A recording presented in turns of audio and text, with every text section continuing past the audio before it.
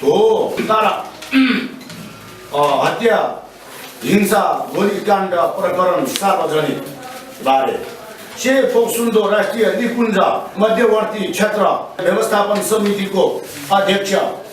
राम प्रसाद महत र प्रमुख जिल्ला अधिकारी श्री कृष्ण प्रसाद खनालको समन्वयमा सशस्त्र प्रहरी निरीक्षक श्री जीवन मल्लको कमान्डमा सशस्त्र प्रहरी जवान 35 जनपद प्रहरी 15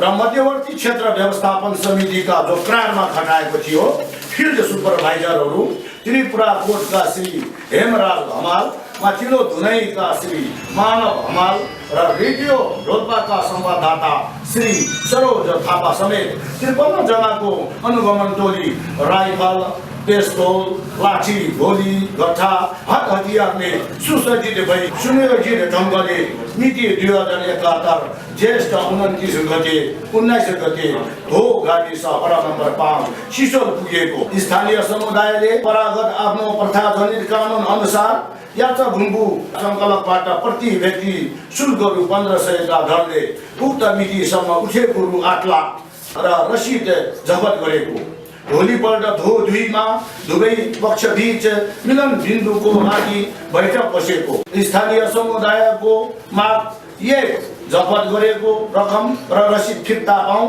हिउँदे खर्क चरण लाङ क्षेत्रलाई यात्रा भुम्बु सङ्कलन निषेधित क्षेत्र घोषणा गरिएकोलाई मान्यता दिनुपर्ने 3 उठाइसकेको प्रवेश शुल्क प्रति व्यक्ति रु 1500 उठाउन सहमति दिनुपर्ने समेतको माग पत्र अनुगमन टोलीलाई बुझाउँदा टोलीले असहमति जनाए पश्चात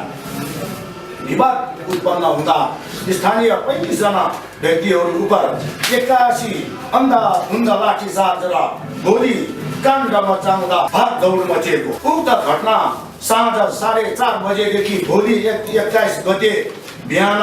8 बजेसम्म 2, 3, 4, 5 र 6 वडासम्मका घर घरमा ढोकाखोरी प्रवेश गरी कुटपिट गर्नुका साथै 12 जना निर्दोषी युवाहरूलाई 3 दिन हिरासतमा लिई हडकडी लगाई निर्मम यातना दिएको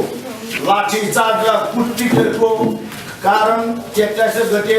11:30 बजे भोग 6 का वर्ष 30 को छिरिङ फुर्वा गुरुङ ढोलको मृत्यु भएको र वडा नम्बर 4 का वर्ष 48 को टुन्डु बलामा वडा नम्बर 2 को वर्ष 27 को फुर्वा गुरुङ र वर्ष 28 को छेदेन्द्र गुरुङ समेत 3 जना सख्त घाइते भई उपचारार्थ हेलिकप्टरबाट काठमाडौँ ल्याएको सशस्त्र प्रहरी निरीक्षक श्री जीवन मल्लले डन्डा ताक्दै this is Nepal it is not your country you know अङ्ग्रेजीमा यसरी धम्की दिएको धोमा निधन भएका छिरिङ फुर्वा गुरुङको लास पोस्टमार्टमको लागि हेलिकप्टरमा काठमाडौँ पुलिसले लान नदिएको उल्टै घाँस काट्ने सिजन पनि नभएको अवस्थामा निज घाँस काट्न गई भिडबाट खसेर आफ्नै काल गतिले मरेको मुजुल्कामा सही गति गर्नुपर्छ अन्यथा हिरासतमा लिएको 12 जनाको नाममा ज्यान कर्तव्य सम्बन्धी मुद्दा दायर गर्ने धम्की पुलिस प्रशासनले दिएपछि अगुन्डो हानेको कुकुर बिजुलीदेखि दर्शन छ भने चाहिँ जनताहरू 20 गतेको गोली काण्डले त्रसित र आतंकित मानसिकताको फाइदा उठाई पुलिसको भनाई बमोजिम झुटो मुजुल्कामा जनताहरू सही छाप गर्न बाध्य गरे र छिरिङ फुर्वाको मृत्यु कुकुर तुल्य बनायो उपचारको क्रममा 26 गते ओम नरसिंह होममा मृत्यु भएको टुन्डु बलामाको पोस्टमार्टम प्रक्रिया अघि बढ्न नदिँदा मृतकको छोरा र भाइ समेतलाई अनुचित प्रभावमा पारी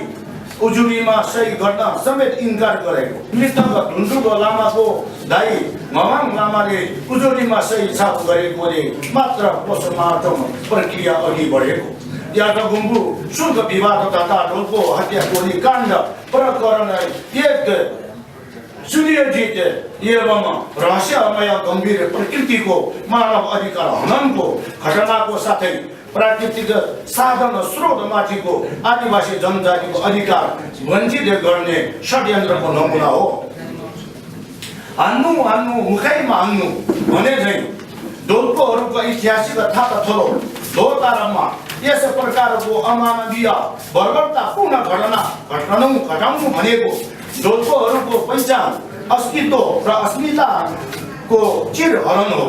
यस अत्यन्तै दुःखद घटनाको घोर निन्दा र भर्त्सना गर्दै त्रासदीपूर्ण घटनाको रहस्योद्घाटन पर्दाफास गरी अन्यायीहरूमाथि कडाभन्दा कडा कानुनी कारबाहीको लागि एक स्वतन्त्र उच्च स्तरीय आयोगको जोरदार माग गर्दछ।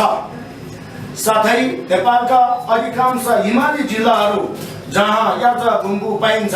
त्यहाँको वन उद्यान र पाटनहरू आफ्नो समुदायको स्वामित्व कायम गरिएकोले बाहिरबाट आउने मानिसहरूलाई यात्रगुम्बु सङ्कलनमा रोक लगाएको डोल्पा जिल्लाको मध्य भेट सहरका र गाविसमा भेट जिल्ला मात्र नभई छिमेकी गाविसका मानिस समेतलाई यात्रगुम्बु सङ्कलनमा प्रतिबन्ध लगाउँदै आएको छ। यसपालि डोल्पो क्षेत्रमा 16 जिल्लाबाट करिब 50,000 मानिसहरू यात्रगुम्बु सङ्कलन गर्न आएका छन्। यसरी बाहिरबाट अत्याधिक सङ्ख्यामा मानिसहरू प्रवेश गर्न दियो भने यस क्षेत्रको प्राकृतिक वातावरणमा प्रतिकूल असर पर्न गई यहाँको जनजीविका जोखिममा पर्ने निश्चित छ। विगत 10 वर्ष अघिदेखि यात्रगुम्बु सङ्कलनको क्रममा जमिनको अत्याधिक र खन असन्तुलन ढङ्गबाट खन जोतको कारण जमिनको उर्वरा शक्ति नष्ट भई घाँसपातहरू समयमा उम्रन नसकी हिउँदो याममा घाँसको अनिकालले चौडी च्याम्राहरू सयौंको सङ्ख्यामा अकाल मृत्युको शिकार हुँदै आएको छ। यस विषम परिस्थितिको मध्यनजर गरी निम्न अधिष्ठान र मागहरू सरकार समक्ष प्रस्तुत गर्दछ। एक हो तारप हत्या गोली काण्डमा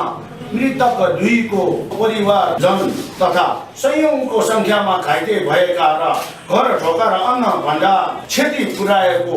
आदिको लागि समुचित क्षतिपूर्तिको व्यवस्थाको साथै उक्त हत्याकाण्डमा संलग्नहरूमाथि आवश्यक कारबाहीको लागि एक उच्च स्तरीय स्वतन्त्र आयोग गठनको जोरदार माग गर्दछ। 2 यस क्षेत्रको वातावरण संरक्षण गर्न र हत्या हिंसा र लुटपाट रोक्न आगामी 2072 सालदेखि डोल्पा जिल्लाको उत्तरी 7 गाविस डोल्पो क्षेत्रमा बाहिरबाट आउनेलाई यात्रगुम्बु सङ्कलनमा कडाइका साथ प्रतिबन्ध लगाउने र 3 राज्यले